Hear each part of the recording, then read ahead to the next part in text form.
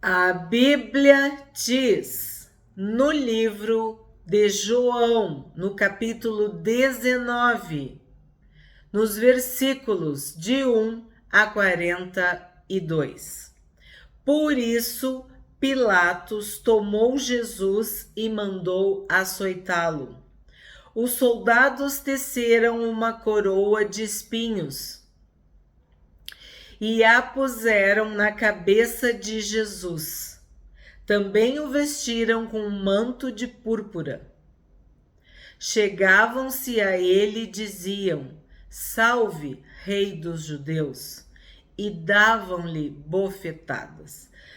Bom, a dor e o sofrimento do Senhor Jesus por nós, para nos salvar, não se resume à cruz. Nós vimos toda a perseguição dos fariseus, a traição de Judas, a solidão, o abandono de Jesus por parte de seus discípulos, e agora a gente está vendo a prisão e o suposto julgamento de Jesus. E neste julgamento, né, nessa prisão, ele é torturado. Porque o que acontece? Ele recebe açoites, depois uma coroa de espinhos cravada na sua cabeça. Isso já era um deboche, mas era um deboche doloroso, para machucar, para ferir. E há estudiosos, historiadores que dizem que também isso envenenava, que eram espinhos venenosos.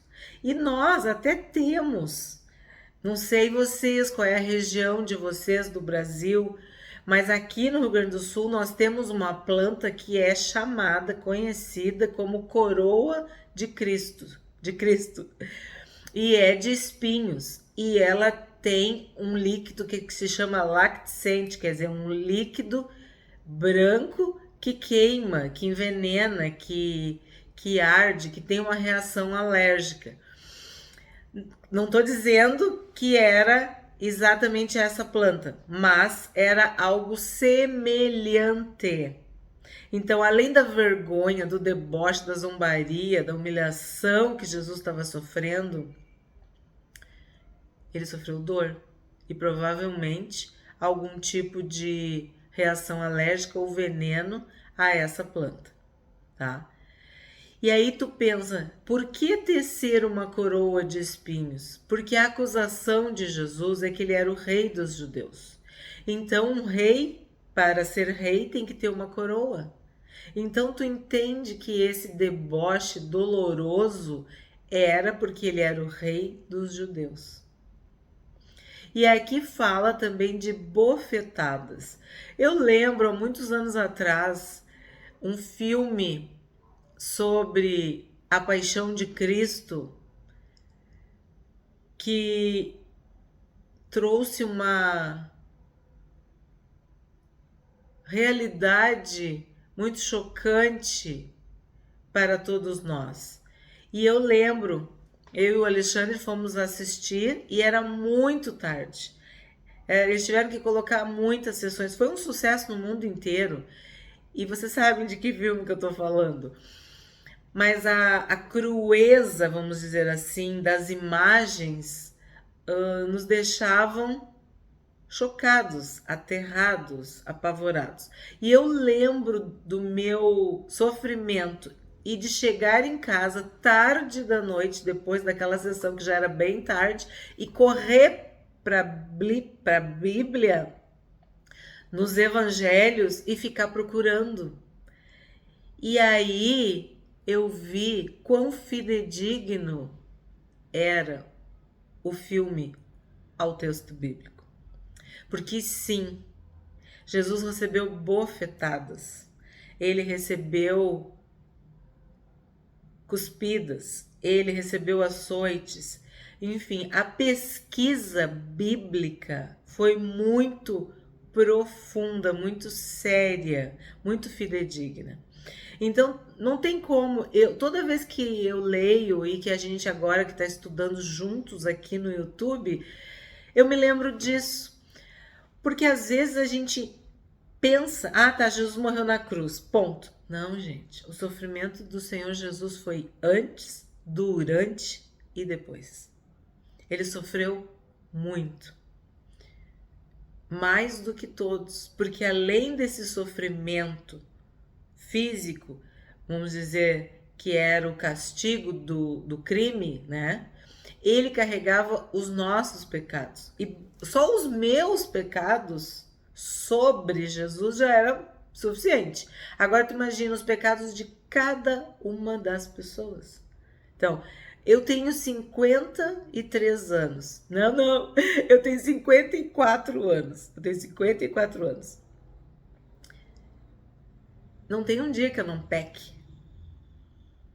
Tu não sei que idade tu tem, mas lembra da mulher adúltera? Começando pelos mais velhos, eles foram largando as pedras. Então, quanto mais a gente vive, mais a gente peca, infelizmente. Claro, não pecamos tanto, não pecamos os mesmos pecados, mas em termos de dias, meses e anos, sim, a gente peca mais. Então, tu consegue entender o peso do teu pecado, o peso do meu pecado, o peso do nosso pecado, o peso do pecado da humanidade, do mundo? Bastava um. A gente, às vezes, os problemas de outras pessoas nos causam um transtorno. Tu querer ajudar, tu dividir os fardos, as cargas uns dos outros, isso já exige. Agora imagina o Senhor Jesus, que além dos açoites, da coroa de espinhos, das bofetadas, de tudo isso que a gente já estudou em Marcos, já estudou em Mateus, já estudou em Lucas, o peso do pecado. Jesus inocente estava sendo injustiçado, condenado à morte, sem nenhum pecado, mas carregando os pecados de toda a humanidade. Entende? 4. Pilatos saiu outra vez e disse aos judeus: eis que eu o apresento a vocês, para que saibam que não encontro nele crime algum. Então, o que Pilatos está falando aqui? Que Pilatos, como representante de Roma, não via crime que justificasse a morte do Senhor Jesus. E sim, sabemos que o direito romano, ele é um dos direitos mais seguidos no mundo. Então, vamos dizer assim, como é que eu posso dizer? A honra dos romanos era que eles eram justos, vamos dizer isso, que o direito deles era muito evoluído. Então, Pilatos, como representante de Roma, estava dizendo: não, eu não encontro nenhum crime nele. Então Jesus saiu trazendo a coroa de espinhos e o manto de púrpura. Então, o que é esse manto de púrpura? Era para debochar, para envergonhar, para humilhar Jesus. E Pilatos lhes disse: eis o homem. Quando viram Jesus, os principais sacerdotes e os seus guardas gritaram: crucifique, crucifique. Ou crucifica-o, como a gente viu, né? Crucifica-o. Pilatos repetiu: levem-no daqui, vocês mesmos, e o crucifiquem, porque eu não encontro nele crime algum. Mas aqui o que a gente tem que falar para vocês? Que o povo judeu não tinha prerrogativa de crucificar ninguém. O jeito que o judeu poderia matar alguém era por apedrejamento. De novo, vou repetir sobre a mulher adúltera. A lei dizia que tu poderia apedrejar. Então, eles pegavam em pedras e jogavam, arremetiam contra a pessoa. Quem é que matou? Todos mataram. Qual foi a pedra que matou? Como é que tu vai saber, né? Então era um jeito de que todos matavam, mas ninguém era assassino. Era o apedrejamento. Isso os judeus faziam. E isso, entre aspas, podia, era aceitável, era permitido, segundo a lei dos judeus. Mas crucificar era a pena de morte da época designada por Roma para crimes hediondos, para criminosos assim, ó, terríveis. E aí tu pensa, o Senhor Jesus, inocente, estava com essa sentença. Então, quando Pilatos fala isso, ele está querendo se livrar da situação, porque ele sabia, todos sabiam que os judeus não tinham essa prerrogativa, tá? E aí eu tenho que destacar os 6 principais sacerdotes e os seus guardas. Lembra quando eu falei para vocês destacarem, pesquisarem, guardarem, ver o que vocês sabiam de quem que tinha prendido Jesus?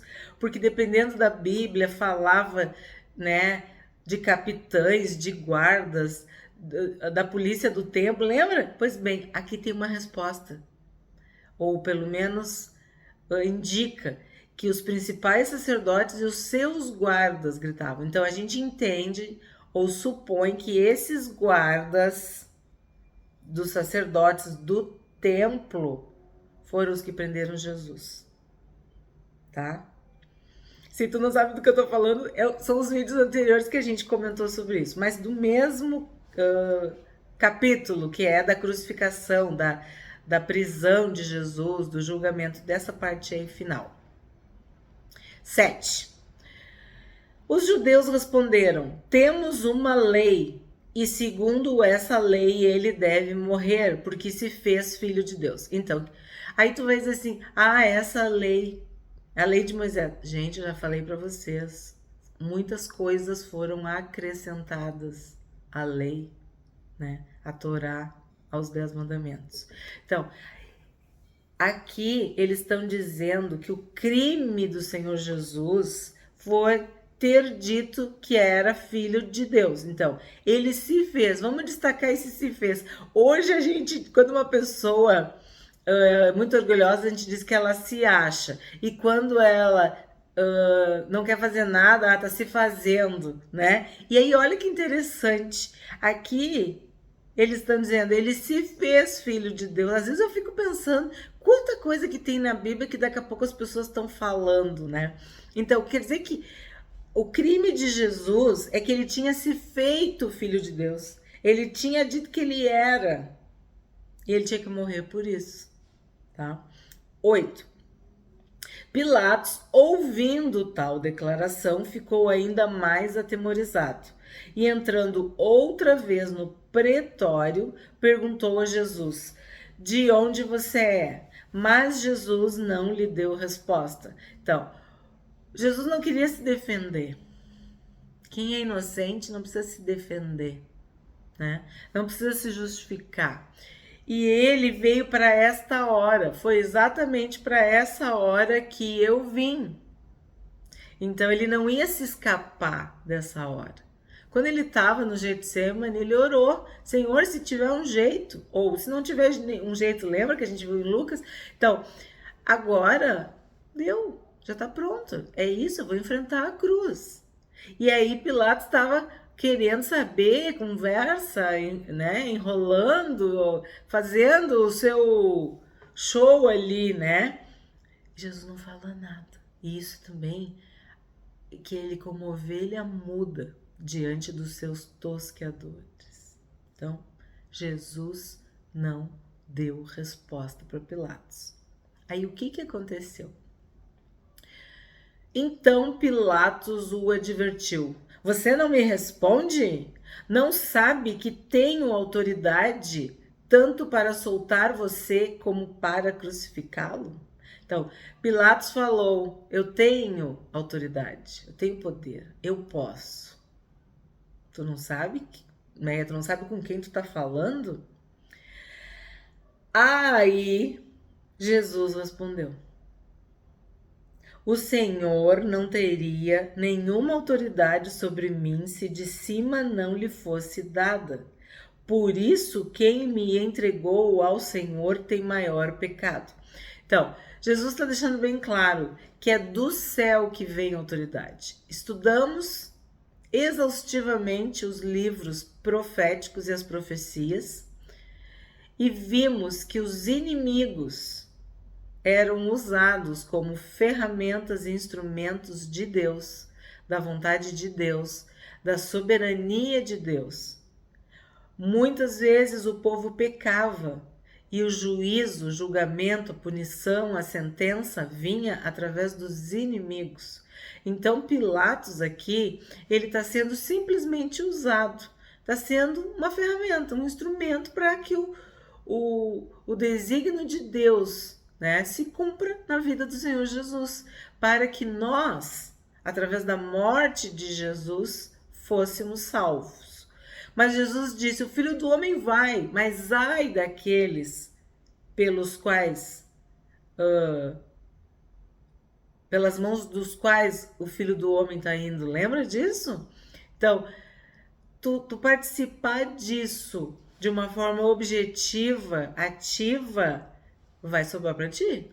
Como nós vimos nos livros proféticos, que os impérios faziam mal contra Israel, contra Judá, e depois Deus se voltava contra eles. Exatamente como aconteceu com os judeus e com o Império Romano. E aí eu tenho que destacar, né? De cima quer dizer o quê? De Deus, do céu. O Senhor não teria nenhuma autoridade sobre mim se do céu não fosse dada, se do alto, se de Deus, né? Se do meu Pai. Isso que quer dizer o de cima. E aí ele diz, ó, quem me entregou ao Senhor tem maior pecado. Então, sim, sabemos que os executores foram os romanos, mas os mentores foram os judeus. E não os judeus, o povo. Claro, eles estavam aqui, mas manipulados, né? Mas os principais sacerdotes, os fariseus, os escribas, os guardas, a cúpula religiosa. E a Bíblia é clara, os evangelhos são claros. Por inveja eles entregaram Jesus. Porque o lucro deles estava ameaçado. Porque Jesus ensinava com autoridade. Porque as multidões seguiam Jesus. Então, Jesus estava tumultuando o negócio deles. Jesus estava esculhambando com o lucro deles. Por isso eles tinham que matar Jesus, acabar com Jesus. 12. A partir desse momento, Pilatos queria soltá-lo, mas os judeus gritavam, se você soltar este homem, não é amigo de César. Todo aquele que se faz rei é contra César. Então, de novo, qual era a acusação de Jesus? Rei dos judeus. Quem é César? César é o imperador romano, era a maior autoridade. Então, se tu soltar Jesus, Pilatos, tu não é amigo de César. Então eles colocaram, como a gente diz aqui, Pilatos num brete. Não tinha como ir, nem como voltar, estava ali. Então ele tinha que achar um jeito de se escapar, porque ele estava numa sinuca de bico, como se diz. 13. Quando Pilatos ouviu essas palavras, trouxe Jesus para fora e sentou-se no tribunal, num lugar chamado Pavimento, em hebraico, Gabatá. E era a preparação da Páscoa, por volta do meio-dia. E Pilatos disse aos judeus, eis aqui o rei de vocês. O Pilatos falava, parece que era para irritar, né? Eles, porém, clamavam, fora, fora, crucifique-o. Então Pilatos perguntou, devo crucificar o rei de vocês? Os principais sacerdotes responderam, olha só, não temos rei, senão César. Então Pilatos entregou Jesus para ser crucificado e eles o levaram. Eu vejo assim, ó, quantas vezes ele falou, né, rei, rei. E sim, Jesus é rei, mas não é rei dos judeus, ele é o rei dos reis. 17. Jesus, carregando ele mesmo a sua cruz, saiu para o lugar chamado Calvário, Gólgota em hebraico. Uns dizem Calvário, outros dizem Caveira. Era um lugar de morte, né? Ele estava caminhando para a morte e carregando a sua própria cruz. E a gente até falou da outra vez, quando no outro evangelho, em Lucas, que a gente imagina a fraqueza de Jesus, a fome, a dor, os ferimentos, tudo, e ele caía tanto e eles batiam mais nele que aí eles obrigam Cirineu, lembra?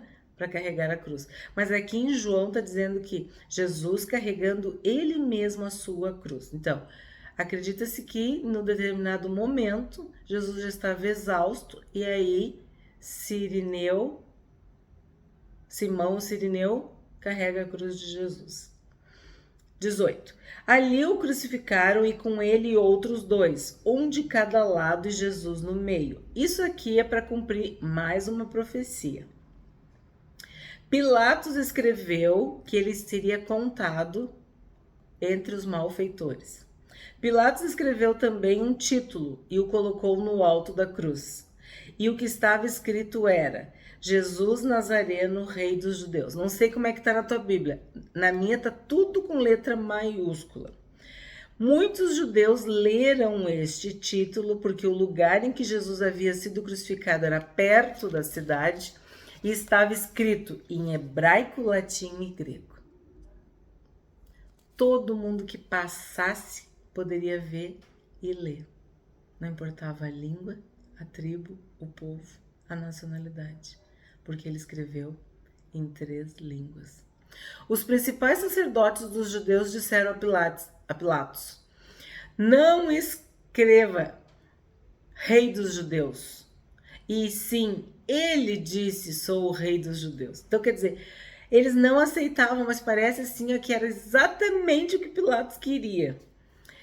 22. Pilatos respondeu: o que escrevi, escrevi. Tipo assim, ó, não vou corrigir, não vou apagar, não vou fazer. Chega, vocês não queriam que ele fosse crucificado? Pois então tá, o que eu escrevi.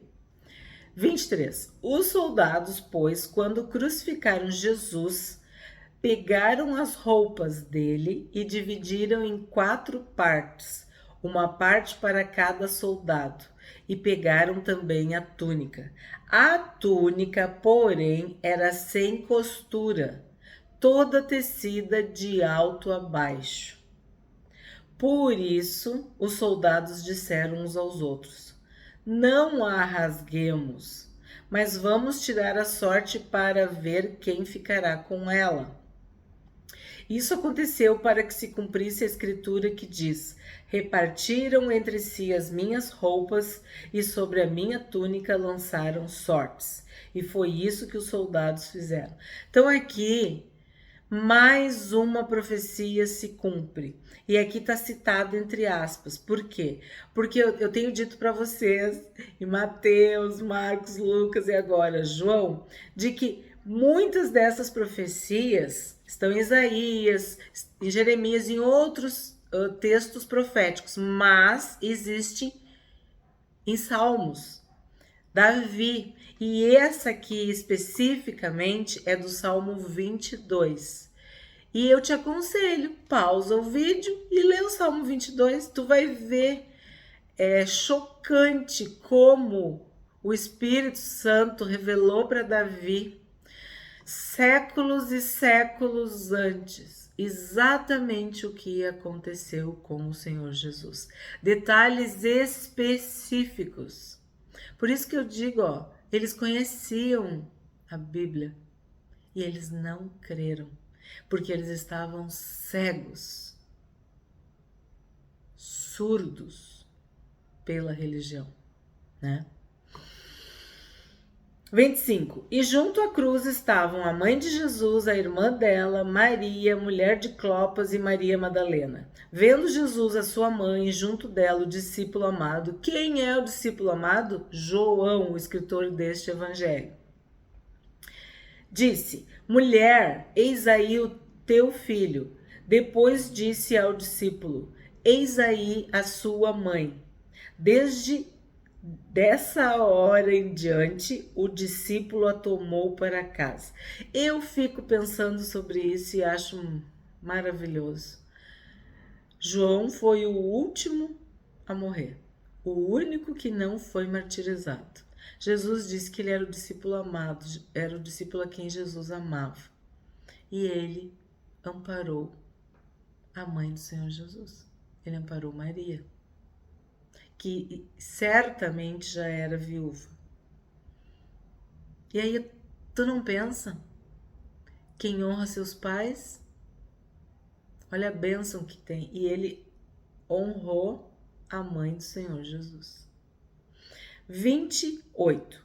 Depois, vendo Jesus que tudo já estava consumado, para que se cumprisse a escritura, disse: tenho sede. Estava ali um vaso cheio de vinagre. Embeberam de vinagre uma esponja e, fixando-a num caniço de isopo, aproximaram a esponja da boca de Jesus. Quando Jesus tomou o vinagre, disse: está consumado, e inclinando a cabeça, entregou o espírito. Alguns historiadores dizem que Jesus estava asfixiado, não tinha mais fôlego, porque é uma morte terrível, a morte de cruz, que eu não vou entrar em detalhes aqui, porque algumas coisas, como eu falo, são temas sensíveis para o YouTube, e acredita-se que ele precisou molhar a garganta para poder dizer essa última frase.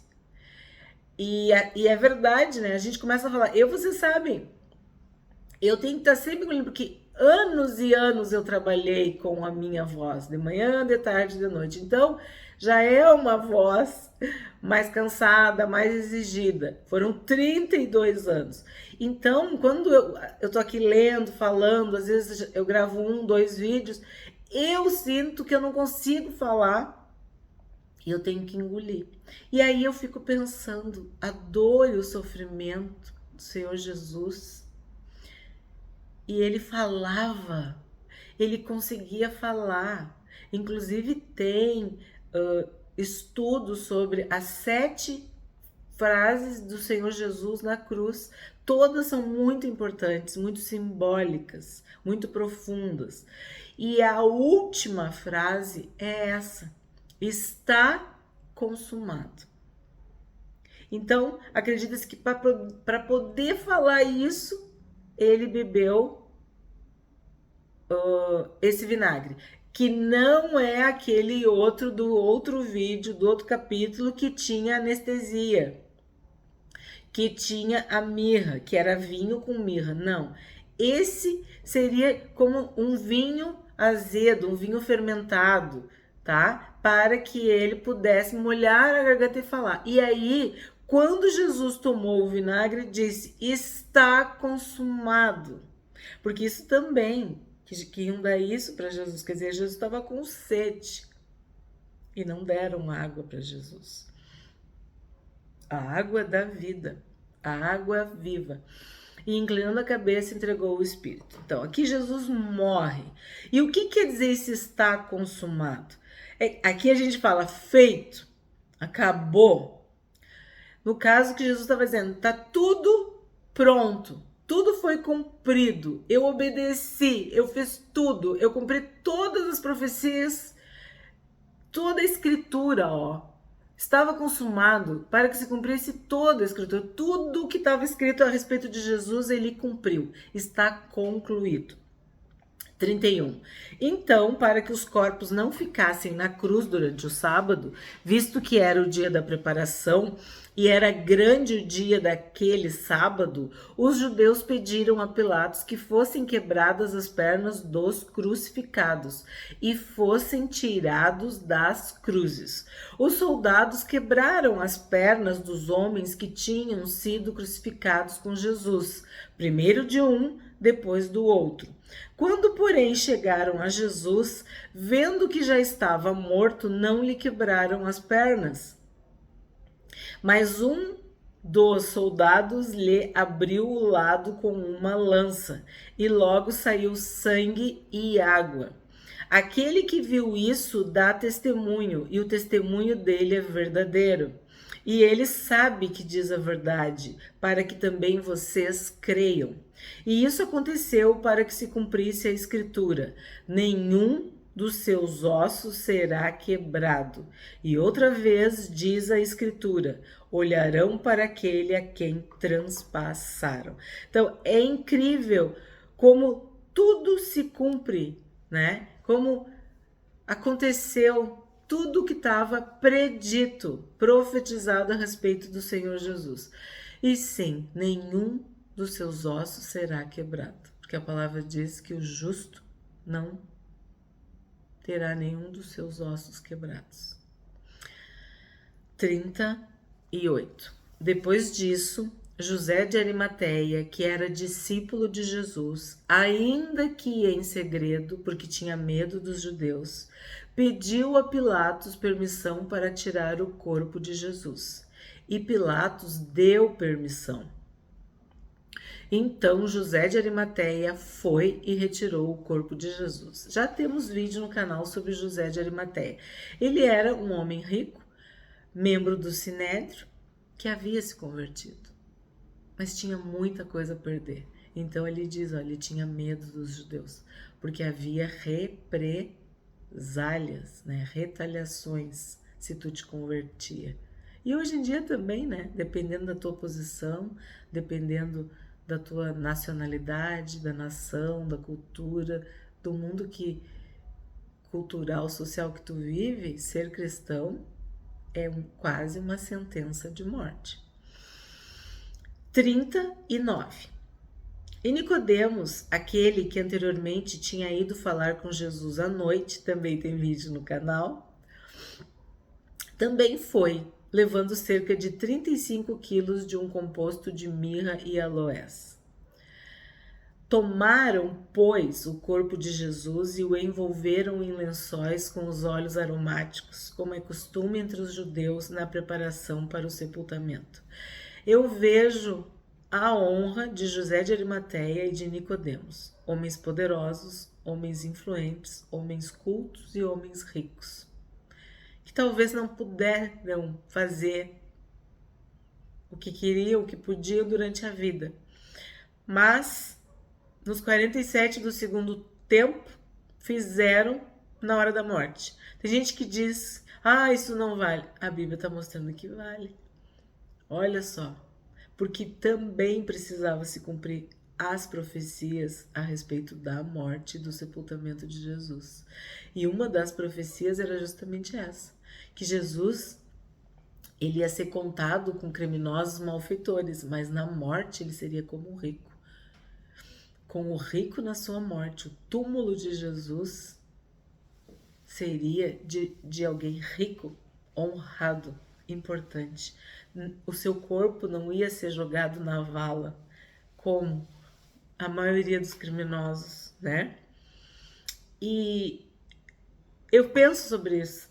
Talvez aos olhos humanos, aos nossos olhos, com os nossos julgamentos segundo a aparência, julgamentos parciais e falhos, a gente olha para José de Arimateia e diz, mas ele era um covarde, porque ele tinha medo. Olha o Nicodemos, foi procurar Jesus de noite. A gente aponta o dedo. Mas se não fosse José de Arimateia e Nicodemos, o que teriam feito com o corpo do Senhor Jesus? Entende? E as profecias tinham que se cumprir, uma por uma. 41. No lugar onde Jesus foi crucificado havia um jardim. Olha só. Neste jardim havia um túmulo novo, no qual ninguém ainda tinha sido colocado. Ali, por causa da preparação dos judeus e porque o túmulo ficava perto, colocaram o corpo de Jesus. E assim se cumpriu mais uma profecia, com o rico na sua morte. O que a gente aprende hoje com esse capítulo 19 de João? Pilatos disse que tinha autoridade para soltar e crucificar Jesus. Eu tenho autoridade, Pilatos falou. Jesus respondeu: nenhuma autoridade teria sobre mim se de cima não te fosse dado. Por isso, quem me entregou a ti, maior pecado tem. José de Arimateia era discípulo de Jesus, ainda que ocultamente. E Nicodemos, que viera ter com Jesus à noite, tomaram o corpo de Jesus e fizeram toda a preparação fúnebre.